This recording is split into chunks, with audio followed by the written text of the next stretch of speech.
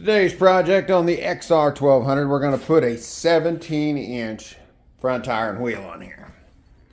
So you know, these things came with the kind of oddball 18-inch. 17-inch is lighter, supposed to make them handle quite a bit better. So we're going to give it a shot. So I'm going to go out. I'm using a wheel off of an older Buell before the XBs, like a Lightning or S1. Picked it up off eBay. Uses the 120/70/17 front tire, which is the real common sport bike tire. So we have to space the rotors out on it. We have to change the bearings in the other wheel and make some new spacers. Then it should fit on there, from what I understand, pretty good. If I like it, then I'll go ahead and modify the fender to where it'll drop down and hug the tire a little better. So right now, let's go get the tire and wheel ready to go, and then we'll start taking this off. The first thing, I was going to go ahead and put a tire on it. And before doing that, I was going to put a new O-ring in this, and it won't come loose. It's stuck and spins, so I'm going to have to put some channel locks on the outside, see if I can get that old stem out. Well, no big surprise there. It's not wanting to come out at all. Since I've already kind of damaged the stem, we're just going to drill it on out of there. Or attempt to.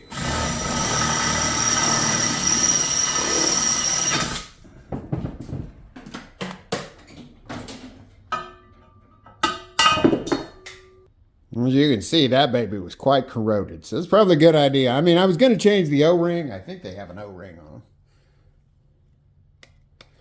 But yeah, it needed to come out.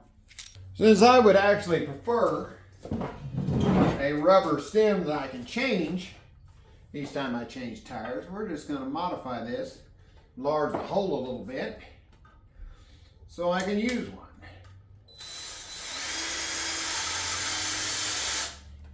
Okay, I drilled the hole overside, chamfered the edge where the stem goes through. Now, this wheel, the hole is a lot thicker than a normal snap-in plug would be, so I'm going to come in from this side with a step drill and just kind of countersink that hole a little bit to there's some place where the stem can snap into.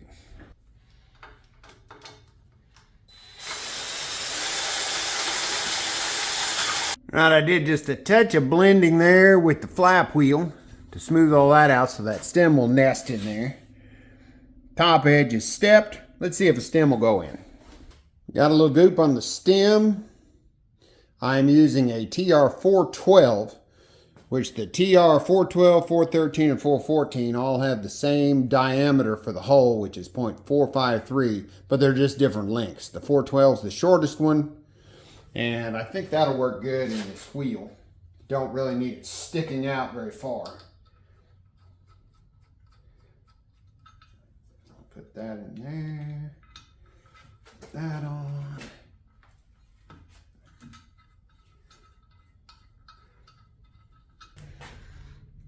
Oh, there we go. Little paint, that'll look just perfect. Almost looks like that was the stem it was supposed to have from the factory. So now, next step, put the tire on.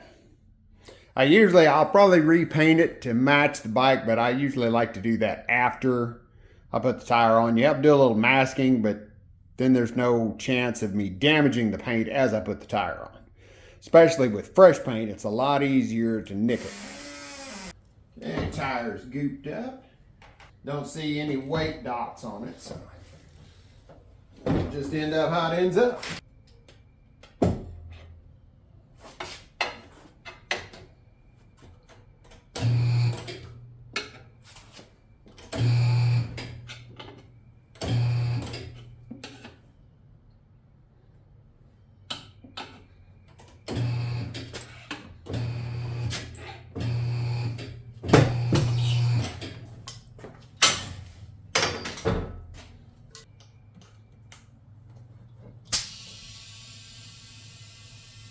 And no leaks around the stem, so we're good to go.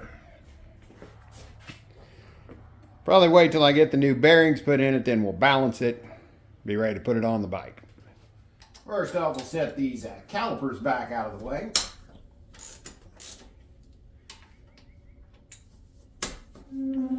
Next, I'll go ahead and get the front fender out of the way so it's not causing me any issues.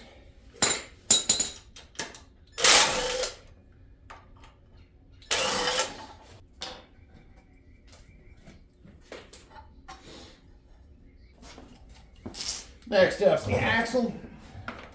Take the nut off this side. Pinch bolt on the bottom of the leg over here. You should be able to pull your axle out. Keep track of your spacers. The washer was on the outside. And your wheel comes right out. Now the first thing you'll notice on the older Buell wheel is that axle's bigger.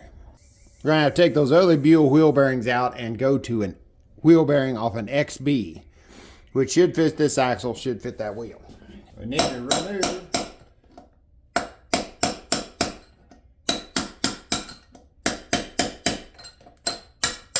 these old bearings and the spacer, because we won't be able to use the spacer anymore because it's the same idea as the bearings. Now let me go grab a couple XB bearings and we'll compare.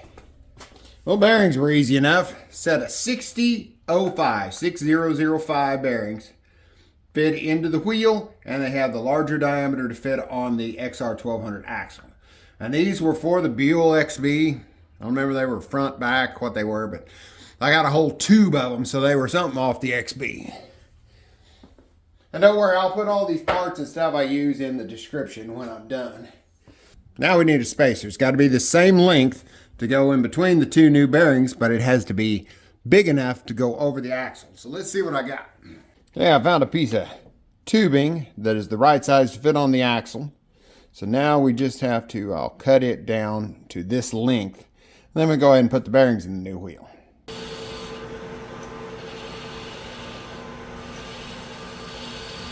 New spacer is complete. I'll put the dimensions down in the comments. Just aluminum tubing. The factory stuff in the XR was steel, so going aluminum saves you a little bit of weight. So I'm going to go ahead and knock the new bearings in the new wheel.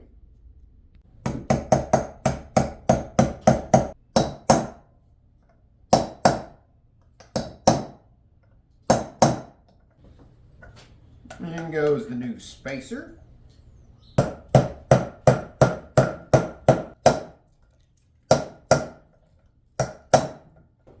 Always tap around the outside race of your bearings. Don't tap on the inside because that transmits the force through the balls. Will ding up your balls. You don't want dinged up balls. Another difference in these wheels is the width of the center hub. You got to have the rotors spaced out right. And since I'm not the first one that has done this conversion, I found online what size of spacers the wheel needed to make it match the old wheel. So I've got spacers bought because they were cheaper than trying to make them myself. So I'm going to double check the measurements. So that's like 5 inches apart on the insides. So I'll take these rotors off. I'll put the spacers and the rotors on the new wheel, make sure they're 5 inches.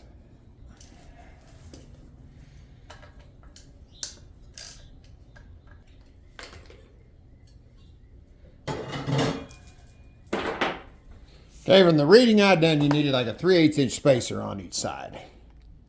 And this company called Vulcan Engineering Company sells all kinds of Harley spacers. And these are 3/8 inch thick spacers. Supposed to fit on here. I like their stuff. It was not overly expensive, well packaged. Looks like it's quite well made. That doesn't fit. Now, it's been a while since I've looked up this stuff. So this may have been something I was going to have to do anyway.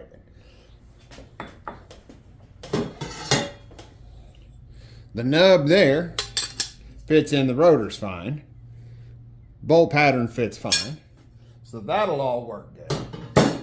but your hub right here that centers it up on the wheel is bigger than the hub cut out here.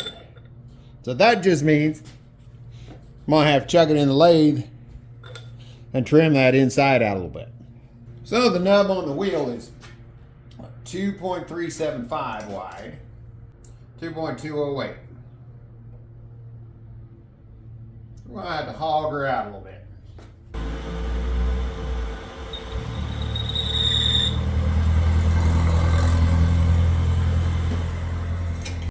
All right, now she fits on the wheel.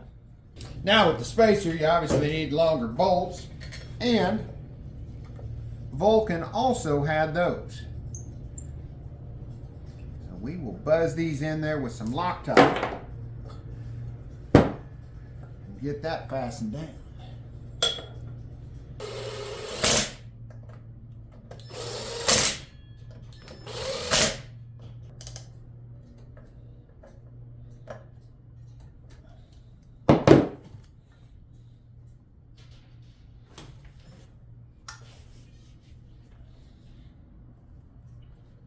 Now for side 2, same deal.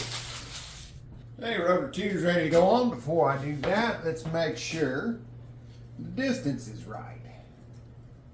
Oh, look at that, spot on 5 inches. I actually got good information. All right, so now that we got the wheel and rotor and everything all set up, we need to balance the new wheel assembly.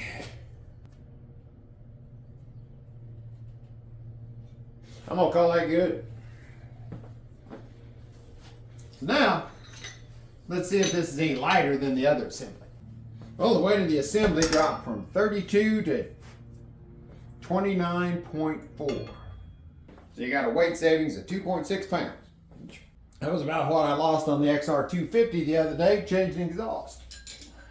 So the next thing we gotta do is figure out what spacers we need for each side to center that wheel up in there. So I'm gonna go ahead and put the axle back in.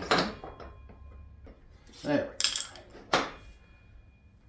The axle's in there. Now the wheel can slide right now because it's not got any spacers. What I'm gonna do is go ahead and fasten the rotors, or the calipers, back up to the rotors and make sure they're centered properly. Both calipers are on there, both rotors are going right straight down the middle of the calipers, which I was careful not to move the pads either direction.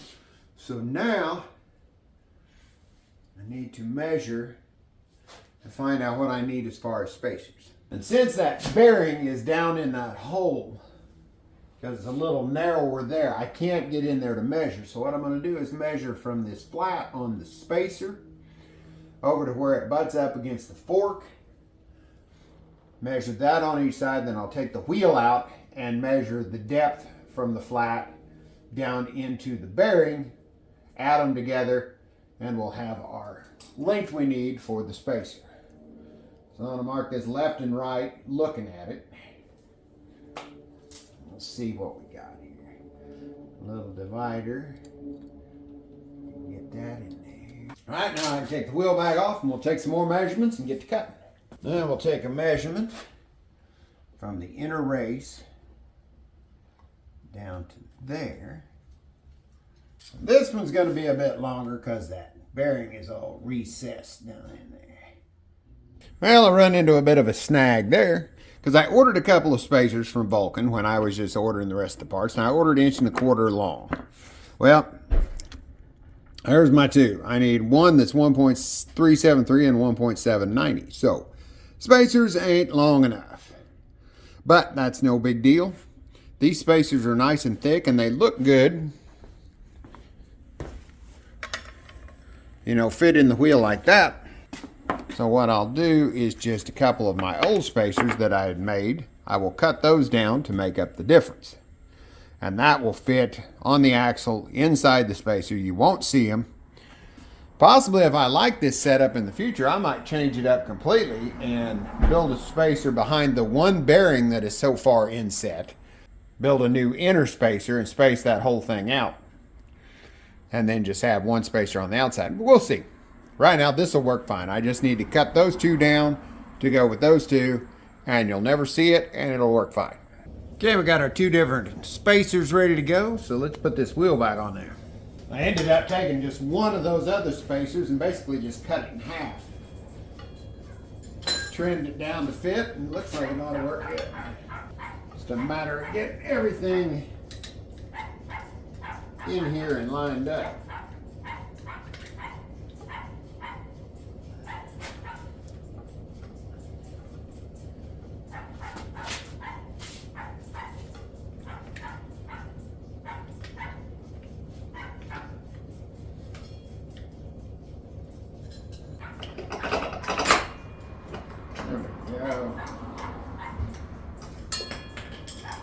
That looks pretty good. So far so good, everything's centered up, no binding. Let's go see what the torque spec was on that. Front axle torque is 60 foot-pounds, 60 to 65.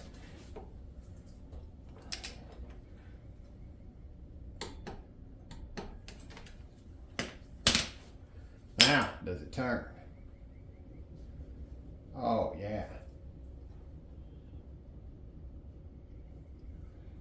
Very nice and smooth.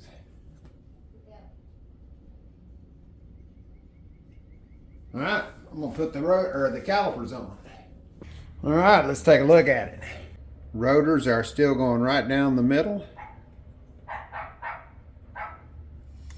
Everything turns fine. I mean, it's got the rotor on it now, so, or it's got the calipers on it now, so it drags just a little bit. But that's what it looks like there.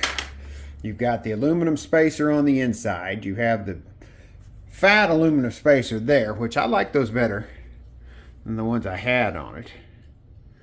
That looks pretty slick.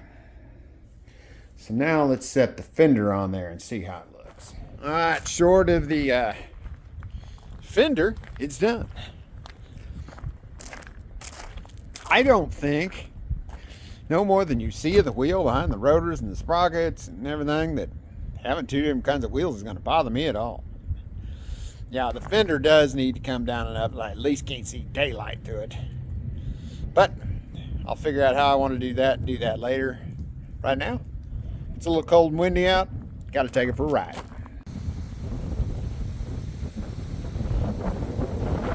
Well, I have put 50 miles on it on one of my favorite Kirby roads that are close by, and I am amazed. That totally changed the way that bike handles. I knew it would be an improvement, but I had no idea it was going to be that big of an improvement. It's not like the bike was bad before, but it did require a little bit of effort to drop into the corners. It's a heavy bike. But now the control inputs are just so light. I mean, you just think about going into a corner and it just goes. I absolutely love it. There's no downside that I can tell to it. I don't notice the difference in the wheels. I mean, if a guy wanted to put a Buell wheel on the back, he could do it. I know guys have done it, but I'm not going to because it just doesn't bother me. And it just feels so good. Yeah, the handlebar inputs are light. It just turns so quick that it's very impressive. Should have been that way from the factory. So yeah, if you're thinking about doing it, I highly recommend it. Go get you a Buell wheel and some spacer parts and fix it up.